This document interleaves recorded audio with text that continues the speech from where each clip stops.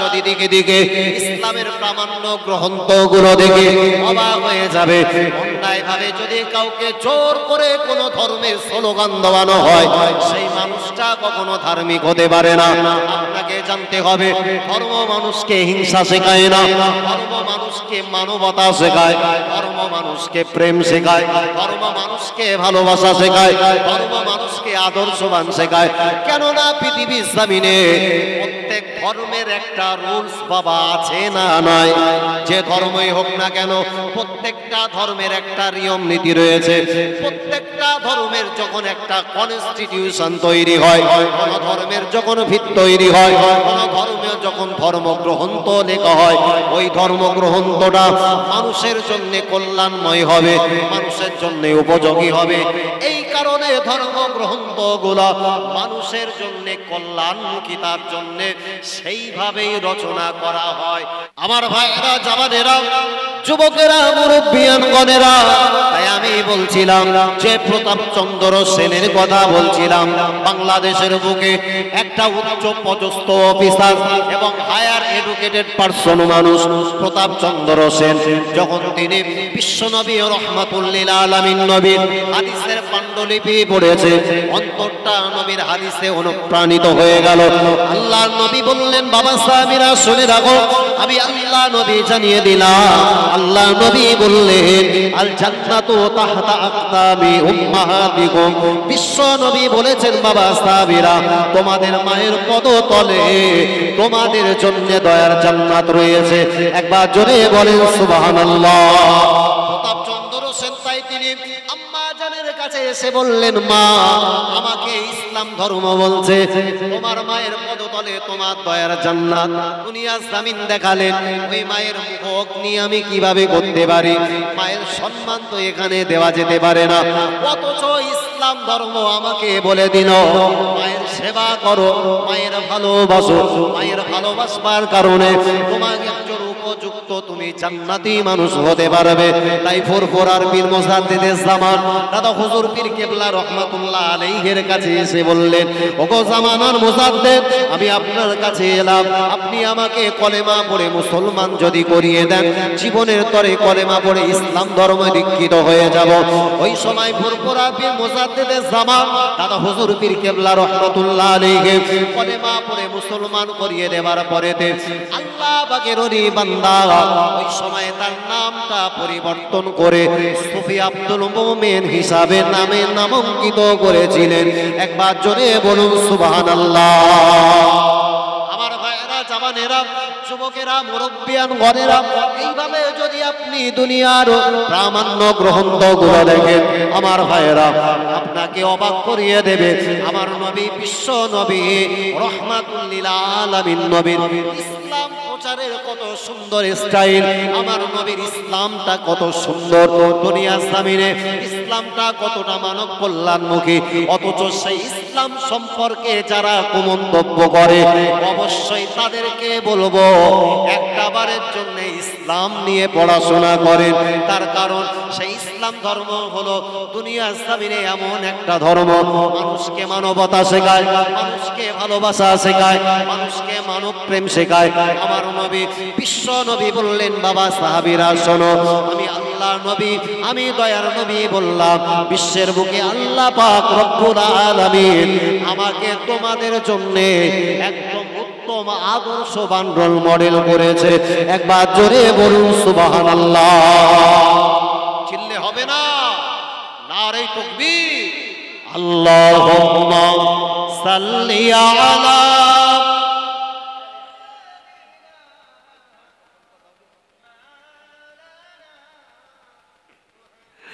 ওয়ালা আলি সাইয়্যিদিনা।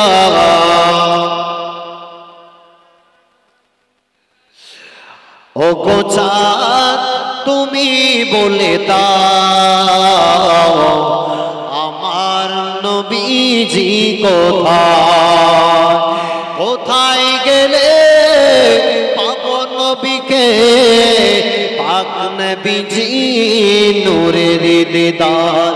ও গো চাঁদ, তুমি বলে দাও আমার নবী নবীজি কোথায় আল্লাহুম্মা সাল্লি আলা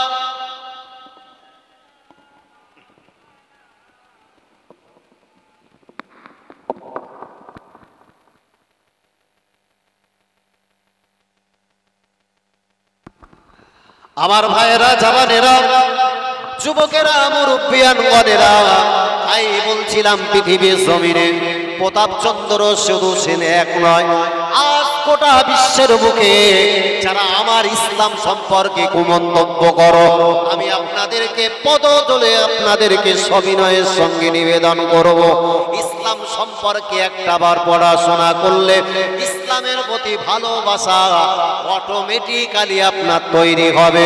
কেননা দয়াল নবী রহমাতুল লিল আলামিন নবী দুনিয়ার জমিনে এত সুন্দর একটা ইসলাম এনেছে। আমার নবী যখন মক্কার বুকে কলেমা প্রচার করছেন, আমার নবী বিশ্ব নবী রহমাতুল লিল আলামিন নবী আল্লাহ রাসূল মনে মনে চিন্তা করলেন। আমার নবী বললেন, বাবা সাহাবীরা, মক্কার জমিনে যুগশ্রেষ্ঠ একজন মুষ্টিযোদ্ধা, যুগশ্রেষ্ঠ একজন বীর যোদ্ধা রয়েছে, ওই মানুষটার কাছে আমি কলেমার দাওয়াত নিয়ে যাব। আল্লাহর নবী বিশ্ব নবীর কথাটা শুনে ওই সময়কায় আমার নবী সাহাবীরা বললেন, ইয়া রাসূলুল্লাহ, হুজুর ওর কাছে যাবেন না, মানুষটা নিছক কখনো ভালো নয়, ওই মানুষটার কাছে গেলে আপনার জীবন নাশের আশঙ্কা রয়েছে। আল্লাহর নবী বললেন, মানুষকে যদি ইসলামের দাওয়াত দিতে গিয়ে আমি নবী আমার যদি জীবন চলে যায়, মানুষকে জান্নাতি বানাতে গিয়ে আমি জীবন চলে গেলেও আমি মুহাম্মদ তাদের পরোয়া করি না। একবার জোরে বলুন সুবহানাল্লাহ। তার কারণ যে ইসলাম মেনে নেবে ওই মানুষটা আল্লাহ দয়ার জান্নাতি হয়ে যাবে। একবার জোরে হবে না? ইসলাম মানলে জান্নাতের দরজা আল্লাহ উন্মুক্ত করে দেবে। আমি নবী যদি আজকে কোনো মানুষের কাছে কলেমার দাওয়াত না নিয়ে যায়, এ কারণে কিন্তু আল্লাহ আমাকে পাকড়াও করবে না। আমার ভাইয়েরা জওয়ানেরা, আল্লাহ নবী ওই সময়ে ওই বীর যোদ্ধা মানুষের কাছে চলে গেল।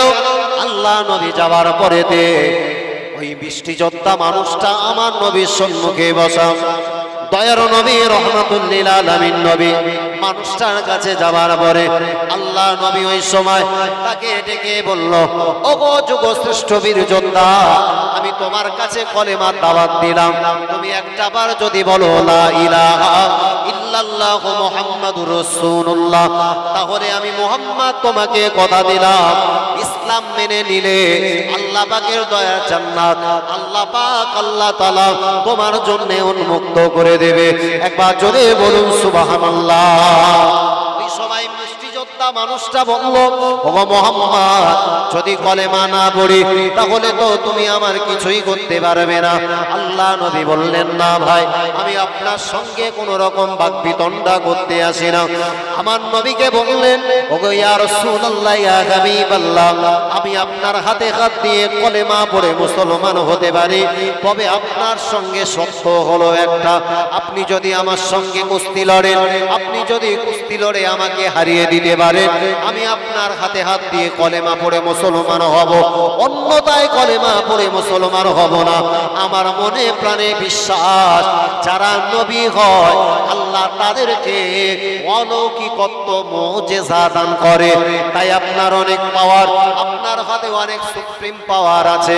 আল্লাহ নবী বললেন, ওগো আল্লাহ পাকের বান্দা, আমি তো কারোর সঙ্গে কোনোদিন কোনো যুদ্ধ করি না, আমি দয়ার নবী রহমাতুল লিল আলামিন নবী কারোর সঙ্গে কোনোদিন কোনো অন্যায় ভাবে কথা বলি না, কাউকে কোনো বাকবিতণ্ডায় জড়িয়ে যায় না। আমি তোমার সঙ্গে যুদ্ধ করতে যাব, যুদ্ধ করার আগে যুদ্ধের তো একটা ট্রেনিং থাকা দরকার আছে। আমি মুহাম্মদ কারোর সঙ্গে কোনোদিন যুদ্ধ করি না, তাহলে তোমার সঙ্গে কিভাবে যুদ্ধ করতে পারবো? আল্লাহর নবীকে ওই সময় ওই লোকটা বলল, ইয়া রাসূলুল্লাহ, যদি না হারাতে পারেন তাহলে আপনার হাতে হাত দিয়ে কলেমা পড়ে মুসলমান হব না। আল্লাহর নবী নবী বললেন বাবা ঠিক আছে, যদি তোমাকে হারিয়ে দিতে পারি তাহলে তুমি কি আমার হাতে হাত দিয়ে কলেমা পড়ে মুসলমান হবে? বলে হ্যাঁ। আল্লাহ নবী বললেন বাবা তাহলে চলো, তোমার সঙ্গে এবং আমার সঙ্গে ওই যুদ্ধের ময়দানে, খোলা ময়দানে যুদ্ধ হবে। একবার জোরে বলুন সুবহানাল্লাহ। বিশ্বনবী ওই লোকটাকে বলার পরে তৎকালীন সময়ে বীর যোদ্ধা পালোয়ান বলছে, মোহাম্মদ আমি তো মনে করেছিলাম তুমি আর আমি একটা আবদ্ধ জায়গায় যুদ্ধ করব, সেখানে হারি আর জিতি একটা তো ফায়সালা হবে, তাহলে আত্মসম্মান তো অন্তত কারণ নষ্ট হতো না। তা তুমি তো কোনোদিন যুদ্ধ করনি, তাহলে তুমি জিতবে কিভাবে? আবার খোলা ময়দানে তুমি যুদ্ধ করবে বলছো, তাহলে নিছক তুমি তো আমার কাছে হেরে যাবে এবং সম্মান তো তোমার নষ্ট হবে। মুহাম্মদুর রাসূলুল্লাহ সাল্লাল্লাহু আলাইহি ওয়াসাল্লাম ওই সময়ে ওই লোকটাকে ডেকে বলছে, বাবা শোনো, তুমি তো সম্মান ইজ্জতের ভয় করছো, আমি মুহাম্মদ আমার অন্তরে বিশ্বাস রয়েছে, অত ইজ্জুমান তাশা অত জিল্লুমান তাশা বিয়াদিকাল খায়র ইন্নাকা আলা কুল্লি শাইইন কাদির। এক বছরে বলে আল্লাহ ইজ্জত দেনেওয়ালা আর আল্লাহ হলো ইজ্জত লেনেওয়ালা। মুহাম্মদ আজকে ইজ্জতদার হবে, মুহাম্মাদের ইজ্জত নষ্ট হবে, ফায়সালা স্বয়ং আল্লাহ আসমান থেকে করবে। এক বছরে বলে, চিল্লে বলে আমার ভাইয়েরা, জওয়ানেরা, যুবকেরা, মুরব্বিয়ানগণেরা, আমার নবী যখন চলে গেল, বীর যোদ্ধার সঙ্গে আমার নবীর যুদ্ধ হবে। কিতাব সাক্ষ্য দেয়, আল্লাহর নবীর সম্মুখে দাঁড়িয়ে আমার নবী বললেন, ওগো আল্লাহর বান্দা, এবারে তুমি মুহাম্মদকে মারার চেষ্টা করো। আমি মুহাম্মদ দাঁড়িয়ে আছি, আমি তোমার সম্মুখে দাঁড়িয়ে রইলাম, তুমি আমাকে মারো। আল্লাহ নবীকে বলল, ওগো মুহাম্মদ, তুমি হলে একজন নন ট্রেনার, তুমি কখনো যুদ্ধ করনি, তুমি একজন অপ্রশিক্ষণ প্রাপ্ত মানুষ, তাই তোমাকে সুযোগটা দিয়ে দিলাম, তুমি আমাকে সর্বপ্রথম অ্যাটাক করো। দয়ার নবী রাহমাতুল লিল আলামিন নবী বিশ্ব নবী বললেন, ওগো আল্লাহর বান্দা শুনে রাখো, যে ইসলাম আমি প্রচার করি, যে ইসলাম দুনিয়ার জমিনে ছড়িয়ে দেওয়ার জন্য আমি মুহাম্মদ এসেছি, আমার ইসলাম আমাকে শিক্ষা দিয়েছে অন্যায়ভাবে কাউকে কষ্ট দেওয়া যাবে না, অন্যায়ভাবে কাউকে জুলুম করা যাবে না। আমি মুহাম্মদ কাউকে অন্যায়ভাবে সর্বপ্রথম আঘাত করতে শিখি না, কেননা আমার ইসলাম দুনিয়া জমিনে শিক্ষা দিয়েছে তোমাকে যদি কেউ অ্যাটাক করে, ওই অ্যাটাক করাটাকে তুমি প্রতিরক্ষা করবে, ওটাই হলো ইসলামের পক্ষে, ওটাই উপযুক্ত, আল্লাহ পাকের দেওয়া নির্দেশ। তাই আমি মুহাম্মদুর রাসূলুল্লাহ সাল্লাল্লাহু আলাইহি ওয়াসাল্লাম তোমাকে মারতে পারি না, বরং তোমার মারটাকে ঠেকাবো। একবার জোরে বলুন সুবহানাল্লাহ। ইসলাম তো অন্যায় ভাবে কাউকে আঘাত করতে শেখায় না। আমি মুহাম্মদ কিভাবে তোমাকে আঘাত করব, তাহলে ইসলামের বিপক্ষে আমার হাত উঠবে, এটা কখনো মুহাম্মদ চায় না। তুমি মারলে তোমার মাঠ ঠেকাবো, এটাই আমার ইসলামের আদর্শ। এক বছরে হবে না। দেখেন অমুসলিমরা কিভাবে ইসলাম কবুল করেছে। দয়ার নবী রাহমাতুল লিল আলামিন নবী দাঁড়িয়ে আল্লাহ নবীর সম্মুখে, ওই মানুষটা যখন দাঁড়িয়ে গেল, আমার ভাইয়েরা, আমার নবীকে মারার জন্য মুষ্টি যোদ্ধা, বীর যোদ্ধা পালোয়ান হাতটাকে এবার এরকম উঁচু করে আল্লাহ নবীকে মারতে গেলেন। আমার নবীর দিকে যখন হাত বাড়িয়েছে, দয়ার নবী বিশ্ব নবী রাহমাতুল লিল আলামিন নবী ওই মানুষটার মারটাকে ঠেকানোর জন্য আল্লাহর নবী নিজের হাতটাকে ওই মানুষের বাহুর উপরে শুধু রেখেছে। বিশ্ব নবী রাহমাতুল লিল আলামিন নবী হাতটা তার হাতের উপরে রাখবার পরে মানুষটার হাতটা নেমে গেল, আর হাত তুলতে তুলতে পারে না, হাতটা যেন মুহূর্তের ভিতরে প্যারালাইজড হয়ে গেল, জমিনের উপরে পড়ে গেল, কাটা কপ্তরের মতো এবার ছটফট করতে লেগেছে। আল্লাহর নবী ওই মানুষটার মাথাটাকে নিজের উরুর উপরে তুললেন। আহারে দুনিয়ার জমিনে কত মানব প্রেম আল্লাহ পাক আমার নবীর অন্তরে দিয়েছিলেন। কোন নবীর বিরুদ্ধে আঙুল তোলো, কোন নবীকে আজকে তোমরা কালিমা ছেটাতে চাও? বিশ্বের বুকে আমার নবীর মতো উত্তম আদর্শবান আর কেউ হয় না। আমার নবীর মানবতা, আমার নবীর আদর্শতা, আমার নবীর দয়াদ্রতা, আমার নবীর নমনীয়তা গোটা বিশ্বের মানুষের অন্তরে জায়গা করে নিয়েছে, যেটা দুনিয়ার জমিনে মুসলমানদের হৃদয়ে স্পন্দন।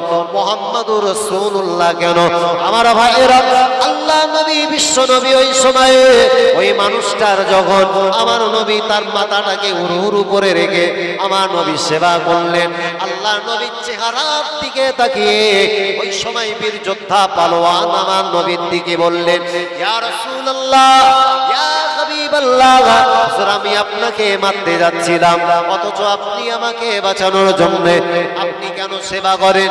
আপনি কেন আমাকে সেবার কাজে আত্মনিয়োগ হয়েছেন? ওই সময় বিশ্ব নবী বললেন, ও আল্লাহ পাকের বান্দা, দুনিয়ার জমিনে আল্লাহ পাক আমার শানে কোরআনের কারীমের একটি আয়াত নাযিল করে দিয়েছে। আল্লাহ পাকের ঘোষণা, ওয়া আরসালনাকা ইল্লা রাহমাতাল লিল আলামিন। একবার জোরে বলুন সুবহানাল্লাহ। আল্লাহ পাক রব্বুল আলামিন আল্লাহ তাআলা আমার সম্পর্কে বলেছে গোটা মানব জাতির জন্য নয়, আল্লাহ পাক শুধু জমিনের জন্য নয়, নবমণ্ডলের জন্য নয়, ভূমণ্ডলের জন্য নয়, আল্লাহ টোটাল আলামিনের জন্য আমার নবীকে আমার আল্লাহ রহমত স্বরূপ করে দিয়েছিলেন। আমার ভাইয়েরা, বিশ্ব নবী ওই সময় ওই লোকটাকে ডেকে বলল, ও আল্লাহ পাকের বান্দা, আপনি আমাকে মারতে যাচ্ছিলেন, কেন আপনি জমিনে পড়ে গেলেন? কিভাবে আপনার হাতটা প্যারালাইজড হয়ে গেল? আল্লাহ নবীকে বললেন, ইয়া রাসূলুল্লাহ, ইয়া হাবিবাল্লাহ, কি দুঃখের কথা বলবো, আমি আপনাকে মারার জন্য হাতটা যখন সম্মুখে বাড়িয়েছিলাম, আমি যখন হাত বাড়িয়েছি, আপনি আমার হাতটাকে আত্মরক্ষা করার জন্য আপনার হাতটা যখন আমার বাহুর উপরে রেখেছে, ওই সময়ে আপনার হাত যখন আপনি আমার হাতের উপরে রাখলেন, আমি যেন মনে মনে অনুভব করলাম আল্লাহ পাকের উহুদ পাহাড়টা যেন আপনি আমার হাতের উপরে চাপিয়ে দিয়েছেন। একবার জোরে বলুন সুবহানাল্লাহ। পাহাড়টা কিভাবে আমি আমার হাতের উপরে রাখতে সক্ষম হই? এই কারণে ওই বড় বিশাল পাহাড়ের ভার আমি আর সহ্য করতে পারিনি, এ কারণে জমিনে লুটকে গেছি। আল্লাহ নবী বললেন, ও আল্লাহ পাকের বান্দা, এবারে তুমি বলো, তুমি কি একবার ইসলাম ধর্মে দীক্ষিত হয়ে যাবে? বিশ্ব নবী রাহমাতুল লিল আলামিন নবীর চেহারার দিকে তাকিয়ে ওই সময় বীর যোদ্ধা বলল, ইয়া রাসূলুল্লাহ, ইয়া হাবিবাল্লাহ, যার ভিতরে এতটা মানবতা, যার ভিতরে এতটা দয়াদ্রতা, যার ভিতরে এতটা নমনীয়তা, যার ভিতরে এতটা কমলতা, যার ভিতরে এতটা মানব প্রেম রয়েছে, যে মানুষটাকে আমি মারতে যাচ্ছিলাম, ওই মানুষটা আমার বাঁচানোর জন্য নিজে নিজে হাত দিয়ে আমাকে সেবা করে, ওই মানুষটা দুনিয়ার জমিনে কারো হোক, ওই মানুষটার মতো উত্তম আদর্শবান আর কেউ হতে পারে না। আজ থেকে আপনার হাতে হাত দিয়ে জীবনের তরে কলেমা পড়ে মুসলমান হয়ে গেলাম। একবার জোরে বলেন সুবহানাল্লাহ। এটাই হলো ইসলামের পরিচয়, এটাই হলো ইসলামের আইন। যারা ইসলাম সম্পর্কে পড়াশোনা করেনি, ইসলাম সম্পর্কে যারা অ্যানালাইসিস করেনি, একটাবার ইসলাম সম্পর্কে গবেষণা করা উচিত। আপনি তাজ্জব হয়ে যাবেন, আল্লাহ রাসূল যখন মক্কা ছেড়ে মদিনাতে গেল, বিশ্ব নবীর হিজরত হলো, আমার নবী ওই মদিনার জমিনে একটানা রাসূল 10 বছর থাকলেন। ওই মক্কার জমিনে আবার আমার নবী ফিরে আসবেন। আল্লাহ রাসূল ফিরে আসার সময় বিশ্ব নবীর সঙ্গে ঐতিহাসিকগণ বলেন 10,000 আমার নবীর সাথী সঙ্গীরা, ওরাও মক্কার উদ্দেশ্যে আল্লাহ রাসূলের সাথী হয়ে গেল। ইসলামের ইতিহাস যেটাকে ফাতে মক্কা তথা মক্কা বিজয় বলে নামে নামাঙ্কিত করেছে। আল্লাহ রাসূল মক্কার জমিনে আসছে, সংবাদটা মক্কার বুকে ছড়িয়ে গেছে। তোমরা শোনো, মক্কা থেকে যে মুহাম্মদ চলে গেছিল, ওই মুহাম্মদ আবার মক্কাতে ফিরে আসছে। মুহাম্মাদের প্রতি কম জুলুম অত্যাচার করিনি। যে মুহাম্মাদের উপরে আমরা এত জুলুম অত্যাচার করেছি, এতটা নিপীড়ন করেছি, সেই মুহাম্মদ যদি মক্কায় ফিরে আসে তাহলে আমাদেরকে আর হয়তো বাঁচাবে না। এ কারণে মক্কার মানুষেরা যে যার মতো নিজেরা স্বদেশ ভূমি ছেড়ে পালাচ্ছিল। আল্লাহ রাসূল আস্তে আস্তে তিনি যখন সাথী সঙ্গীদেরকে নিয়ে মক্কার অভিমুখে রওনা হয়েছে, আস্তে আস্তে একটা বৃদ্ধা রমণী মায়ের সঙ্গে রাস্তায় আমার নবীর দেখা হলো। আল্লাহ রাসূল ওই সময় বৃদ্ধা জননীর মায়ের পাশে দেখলে কিছু সামানপত্র গাঁটুলি গুটিলি নিয়ে বৃদ্ধা জননী মা বসে। আল্লাহ রাসূল বললেন, মা কোথায় যাবেন? আপনার এই সামান আপনার শরীরের তো ভারিত্বটাই, তা আপনি কিভাবে এই বিশাল রাস্তা আপনি পারাপার হবেন? আর এত বড় গাঁঠুলি গুঠুলি আপনি তো মাথায় নিয়ে যাবার সক্ষমতা রাখবেন না। তা কোথায় যাচ্ছেন মা, আপনি একটাবার আমাকে বলবেন? আহা, আল্লাহ রাসূল যখন বৃদ্ধা জননী মাকে একটাবার মা বলে ডেকেছে, ওই মায়ের চোখের কোণা দিয়ে টপ টপ করে পানি গড়িয়ে যেতে লাগলো। একবার জোরে বলেন। বৃদ্ধা জননী মা দয়ার নবী রাহমাতুল লিল আলামিন নবীর দিকে তাকিয়ে ফেল ফেল করে তাকিয়ে রইল। আল্লাহ নবীকে বললেন, ইয়া রাসূলুল্লাহ, ইয়া হাবিবাল্লাহ। আমার নবীকে তখন চেনেনি। আমার ভাইয়েরা আমার নবীকে বলল, ও আল্লাহর যুবক বান্দা, ওগো যুবক ছেলে, এই রাস্তা দিয়ে অনেক যুবক গেল, কেউ আমাকে মা বলে সম্বোধন করেনি। তোমার ভিতরে এতটা মায়া, তোমার ভিতরে এতটা দয়া, তোমার ভিতরে এতটা মানব প্রেম রয়েছে, কোথায় যাব, কি বলবো? কষ্টের কথা বলতেই তো বড় কষ্ট হয়। তুমি কি জানো, এই মক্কা ছেড়ে একটা যুবক মদিনার জমিনে চলে গেছিল, নাম হলো তার মুহাম্মদ। ওই মুহাম্মদ আবার বিশাল সৈন্য সামন্ত নিয়ে আবার মক্কার অভিমুখে আসছে। আমরা শুনলাম মক্কায় যখন তিনি প্রবেশ করছে বীর সৈন্য সামন্তদেরকে নিয়ে, উনি যখন মক্কা জমিনে আসছে, মক্কার মানুষদেরকে হয়তো আর বাঁচাবে না, এ ভয়েতে আমরা মক্কা ছেড়ে পালিয়ে যাচ্ছি। আমার ভাইয়েরা, ওই সময় আমার নবী বললেন, মা, ওই মুহাম্মদকে তুমি জীবনে কি একটা বারের জন্য চোখে দেখেছো? নিজে চোখে কখনো ছেলেটাকে দেখেছো? জননী মা বললেন, তো কই না বেটা, তাকে তো আমি জীবনে দেখিনি, তবে তার সম্পর্কে শুনেছি। মানুষেরা বলে, মক্কার বেদিনেরা বলে, সে মানুষের উপরে নাকি জুলুম অত্যাচার করেছে। আল্লাহ রাসূল তিনি কথাটা শুনলেন, অন্তরটা ব্যথিত হলো। আহা, আমার নবী ওই সময় বিশ্ব নবী ও রাহমাতুল লিল আলামিন নবী ওই সময় ওই বুড়ি মাকে ডেকে বলল, গো মা, চলেন চলেন। কোথায় যাবেন গো মা? আপনি যদি আমাকে আপনার গন্তব্য স্থানটা বলেন, আমি আজকে তোমাকে তোমার গন্তব্য স্থান পর্যন্ত তোমার সামানপত্র গুলা পৌঁছে দেব। আল্লাহর নবী নিজের মাথার উপরে বৃদ্ধা জননী মায়ের কাটুলি গুটুলি সামানপত্র গুলা নিয়ে আমার নবী আস্তে আস্তে মায়ের কদমের সঙ্গে হেঁটে যায়। চোর গতিতে হাঁটে না, কেননা নবী হেঁটে গেলে মা নবী ওই মায়ের সঙ্গে একই সঙ্গে পথ চলতে পারবে না। বৃদ্ধা মা, জননী মা, দুর্বল মা আমার নবীর সঙ্গে হাঁটতে পারবে না।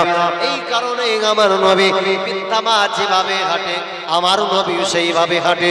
গন্তব্য স্থান পর্যন্ত চলে যাবার পরে আল্লাহ নবী নিজের মাথা থেকে কাটুলি গুটালি গুলা জমিনের উপরে রাখলেন। আল্লাহ নবী বললেন, মা, এবার যদি তুমি আমাকে অনুমতি দাও, আমি তাহলে এবার বিদায় নেব। বৃদ্ধা জননী মা ডেকে বললেন, ও বেটা, বেটা চলে যাবে, তবে চলে যাবার আগে একটাবার তোমার পরিচয়টা বলে যাও। দুনিয়ার জমিনে এত সুন্দর আদর্শবান ছেলে আমি আর জীবনে কখনো কাউকে দেখি না। একটাবার তোমার পরিচিতিটা না বলে আমি জননী মা তোমাকে যেতে দিতে পারি না। একবার জোরে বলুন সুবহানাল্লাহ। আপনাকে বলবো বাবা, ইসলামের ইতিহাস যদি জানতে চান গুগল সার্চ করবেন ফাতে মক্কা বা মক্কা বিজয় সম্পর্কে। ফাতে মক্কা মক্কা বিজয় সম্পর্কে চাইবেন, আপনি তাজ্জব হয়ে যাবেন। মুহাম্মাদের আদর্শ কেমন, মুহাম্মাদের ভিতরে করুণা কেমন, মুহাম্মাদের ভিতরে মানবতা কেমন, গুগল সার্চ করলে পেয়ে যাবেন। শুধু লিখুন মক্কা বিজয় সম্পর্কে জানতে চাই, গুগল আপনাকে বলে দেবে গোটা বিশ্বের বুকে একমাত্র সুপারম্যান হিসাবে মুহাম্মাদুর রাসূলুল্লাহ সাল্লাল্লাহু আলাইহি ওয়াসাল্লাম দুনিয়া জমিনে সর্বশ্রেষ্ঠ মহামানবের আবির্ভাব ঘটেছিল। একবার জোরে বলুন সুবহানাল্লাহ। মুহাম্মাদুর রাসূলুল্লাহ সাল্লাল্লাহু আলাইহি ওয়াসাল্লাম ওই সময় পিতা জননী মাকে ডেকে বলল, মা আমি চলে যাবার আগে আমার পরিচয়টা জানাবো মা, তবে যে ছেলেটাকে তুমি ঘৃণা করো আমি হলাম সেই মক্কার লাল মরুর দুলাল আব্দুল্লাহর বেটা মুহাম্মদ, নাম হচ্ছে মুহাম্মাদুর রাসূলুল্লাহ। আল্লাহ নবী কথাটা বলবার পরে পিতা জননী মা আমার নবীর চেহারার দিকে ফেল ফেল করে চেয়ে রইল। আল্লাহ নবী বললেন জননী মা কেন কাঁদেন, চোখ দিয়ে টপ টপ করে পানি গড়িয়ে যায় কেন? আল্লাহ নবীর চেহারার দিকে তাকিয়ে পিতা জননী মা বলল, ও বেটা শুনে রাখো, মক্কার মানুষেরা আমাকে অনেক রকম বাজে কথা বলেছে, তোমার সম্পর্কে অনেক কুমন্তব্য করেছে, তোমার সম্পর্কে অনেক কটূক্তি করেছে, তোমার সম্পর্কে যা কিছুই বলেছে আমি পুরো জননী মা আমার সমস্ত চিন্তা চেতনা পাল্টে গেছে। আজ থেকে আমি পরিষ্কার জানতে পারলাম তোমার ভিতরে এতটা মায়া, তোমার ভিতরে এতটা দয়া, তোমার ভিতরে এতটা আদর্শ, তোমার ভিতরে এতটা নমনীয়তা, তোমার ভিতরে এতটা ভদ্রতা। দুনিয়া জমিনে তোমার ভিতরে যদি এতটা মায়া থাকতে পারে, তোমার ভিতরে যদি এতটা মানব প্রেম থাকতে পারে, তাহলে তোমার আনিত ধর্ম ওই ইসলাম তো দুনিয়া জমিনে মানবতার কথাই বলবে। একবার জোরে বলুন সুবহানাল্লাহ। আল্লাহ নবীকে ওই সময়ে পিতা জননী মা বলল, ও বেটা চলে যাবে না, একটাবারের জন্য তোমার জবান দিয়ে পড়িয়ে দাও, আমি তোমার জবান দিয়ে যেটাই বলবে আজকে আমি আমার পিতা মাতা পূর্বপুরুষের লাত মানাতু ওয়াল উজ্জা এই জাতীয় উপাসকদেরকে আমি সম্পূর্ণরূপে পরিত্যাগ করে জীবনের তরে কলেমা পড়ে মুসলমান হয়ে যেতে চাই। একবার জোরে বলুন সুবহানাল্লাহ। এটাই তো ছিল আমার ইসলামের পরিচয়, এটাই তো হলো আমার ইসলামের মানব প্রেম, এটাই তো হলো আমার ইসলামের আদর্শ। কেননা আমার ইসলাম শিক্ষা দিয়েছে অন্যায় ভাবে কাউকে জুলুম করো না, অন্যায় ভাবে কাউকে অত্যাচার করবে না, অন্যায় ভাবে কারো সম্পদ হরণ করবে না।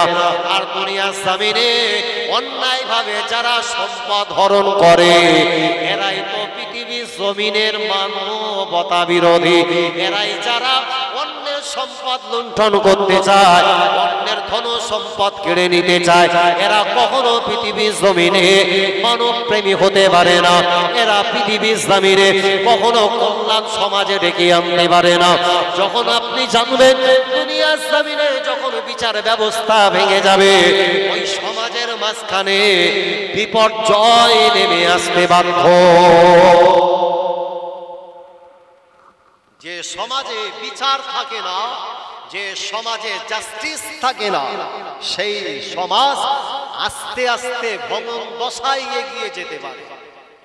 বর্তমান সময়ে আমার ইসলাম কত সুন্দর দুনিয়ার জমিনে আদর্শতার পরিচয় দিয়েছে। আমার ভাইয়েরা, সেই ইসলাম সম্পর্কে যদি আমাকে কুমন্তব্য করতে হয় তাহলে ইসলাম সম্পর্কে আগে একটু করতে হবে। তোমার যদি ইসলাম সম্পর্কে কোনো বাজে কমেন্ট করার ইচ্ছা হয় তাহলে ইসলাম সম্পর্কে একবার অ্যানালিসিস করতে হবে। তার কারণ তুমি কোন জিনিস সম্পর্কে হুটহাট নিজের মন গড়া কোনো কথা কোনো কারোর ব্যাপারে বলা, এটা একটা বুদ্ধিমান পরিচয়, মানুষের পরিচয় হতে পারে না। আমার ভাইয়েরা, মানবতা আমার ইসলাম শিক্ষা দিয়েছে। ইসলাম মানুষের প্রতি জুলুম, অত্যাচার, নিপীড়ন বন্ধ করার জন্য আমার ইসলাম এসেছে। কিন্তু বর্তমান সময়ে আজকে যারা অন্যের সম্পদ লুট করার জন্য, অন্যের ধন সম্পদের দিকে আজকে যারা পেঁচার মতো চেয়ে রয়েছে, এটা নিছক কখনো মানবপ্রেমী মানুষ নয়। আজকে গোটা ভারতবর্ষের বুকে মুসলিমদের, আমার পূর্বপুরুষ যাদের অজস্র সম্পত্তি, মুসলমান নিরীহ, নিপীড়িত, নির্যাতিত, অসহায় মানুষের জন্য যে সমস্ত সম্পত্তিগুলা একটা নির্দিষ্ট বেসিস ওয়াকফ করে গেছে, এই সম্পদগুলো আমাদের মৃত্যুর পরে নিপীড়িত মানুষের জন্য তাদের ব্যয় করা হবে। অসহায় মানুষের সাহায্যে আমাদের পরবর্তীতে সাহায্য সহযোগিতার কাজে লাগবে। যে সমস্ত জায়গাগুলা মানুষ যেখানে কবর দিতে পারে না, নিজের বাপদাদার ভিটা জমি জায়গার অভাবের কারণে আমাদের জমিতে তারা কবর দিতে পারবে, সেখানে মাদ্রাসা মসজিদ বানাতে পারবে, সেখানে শিক্ষা কেন্দ্র বানাতে পারবে, সেখানকার প্রশাসনিক ভবন বানাতে পারে। এক কথায় জনকল্যাণমুখী কাজের জন্য যে সমস্ত ভারতবর্ষে অসংখ্য মুসলিম মানুষ যারা নিজেদের অগাধ ধন সম্পত্তিগুলা ভারতবর্ষের বুকে যারা ওয়াকফ করে গেছে, আর সেই সম্পদগুলাকে নারা কাড়ার জন্য একটা স্কিম তৈরি করেছে, নিছক এটা মানুষের জন্য কখনো কল্যাণ ডেকে আনতে